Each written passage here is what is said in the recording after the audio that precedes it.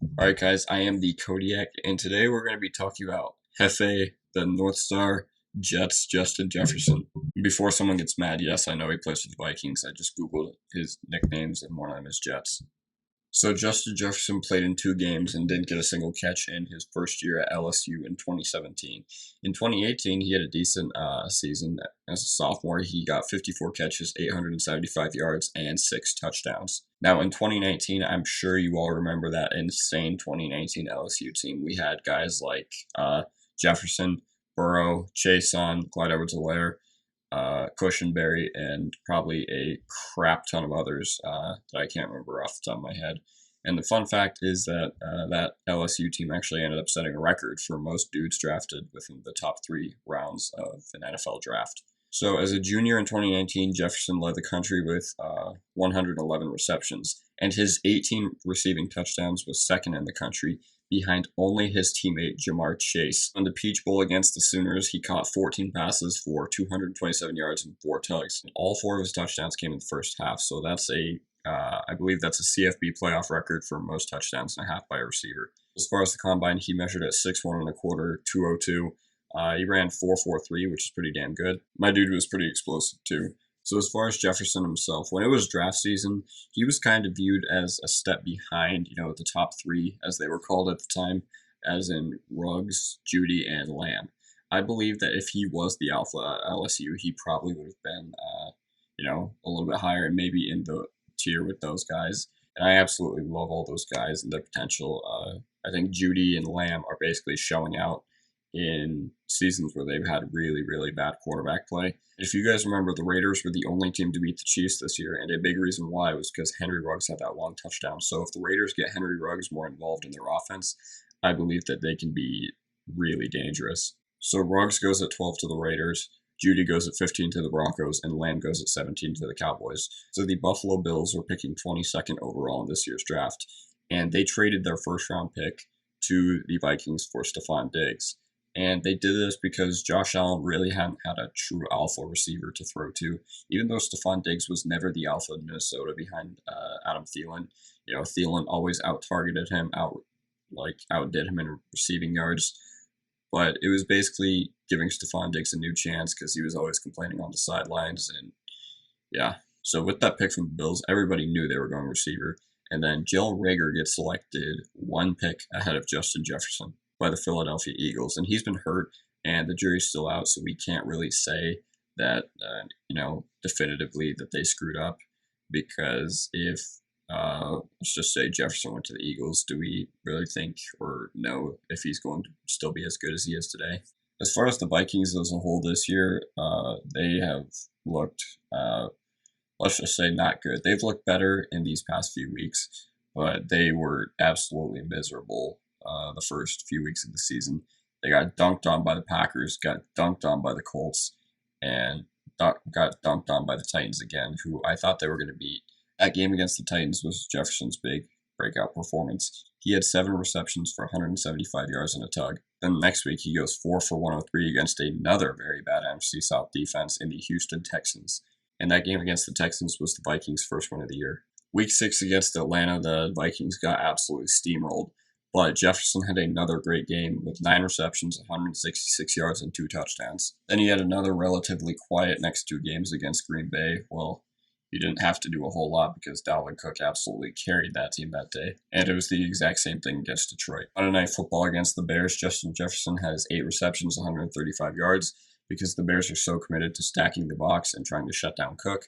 Cook had 96 yards on 30 attempts, so I guess their game plan worked in the sense that they were trying to shut down Dalvin Cook and prevent him from just breaking the game.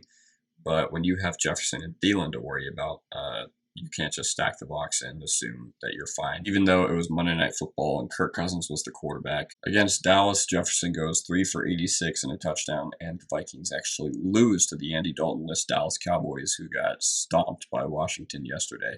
And against the Cowboys, he goes 3 for 86 with a touchdown, and the Vikings actually end up losing that game, even though the Cowboys did not have Dak. So here's the deal. As a team this year, I know that the Vikings probably have one of the youngest teams in the league because they had like 15 picks in this past year's draft, but they have not looked good as a whole.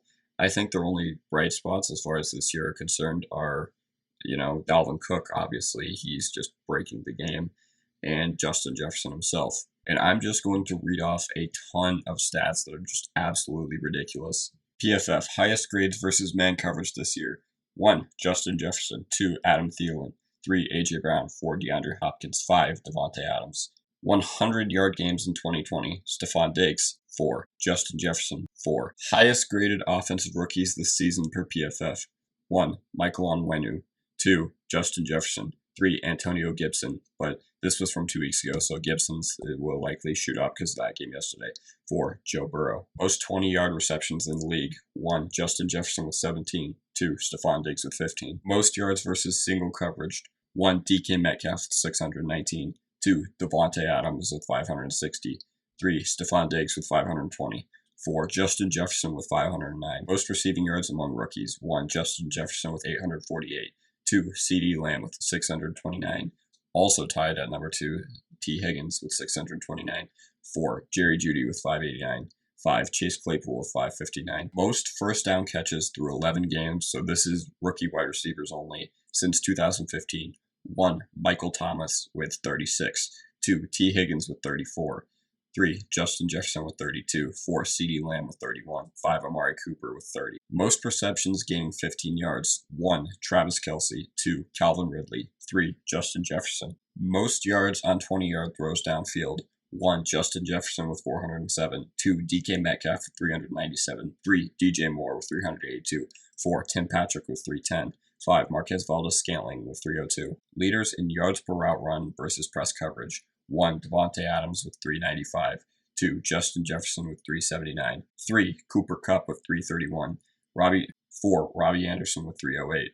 5, Chase Claypool with 306. And to be completely honest, I take PFF grades as a grain of salt, but I think they're a good indication of how a player performs. But Justin Jefferson, his PFF grade is 90.8 in the league. That is second among wide receivers, only behind Devontae Adams. He is second in the league with 321 deep receiving yards. And he has spent 4 weeks as their highest graded wide receiver, which is first in the league. I think the only rookie you could maybe say is better than this Jefferson kid is the guy who he shares a name with that's playing for the Chargers right now. But Justin Jefferson is having the most efficient rookie wide receiver season ever. He leads the whole league in yards per route run. He also leads the league in yards per target. Replacing 1,100 yards in what they got with Stephon Diggs with a rookie is extremely rare. That was a great personnel move by the Vikings. Let's just say, hypothetically, they trade up and get one of the big three. Do Jerry Jeudy, C.D. Lamb, and Henry Ruggs outdo their production? I don't know. This is all subjective. So as far as how he's able to get open, he plays with I think CBS Sports during draft season described it as a basketball style against press coverage, and he attempts to win with shoulder fakes and wide crossover moves instead of hand use, like trying to bat the guy's hand away at the line of scrimmage, efficient steps, or trying to be ultra physical and just gain a lot of power. A lot of his wide receiver production at LSU was schemed by Joe Brady, who is an absolute mastermind. But, with the Vikings offense, I wouldn't put it past them to get him open and scheme him correctly either. The dude can play.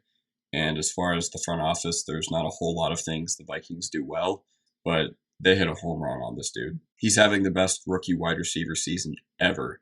So I think it's fair to say they may have found something in this dude from LSU. Alright guys, that is going to do it for the video. Leave a like if you enjoyed, subscribe if you're not already.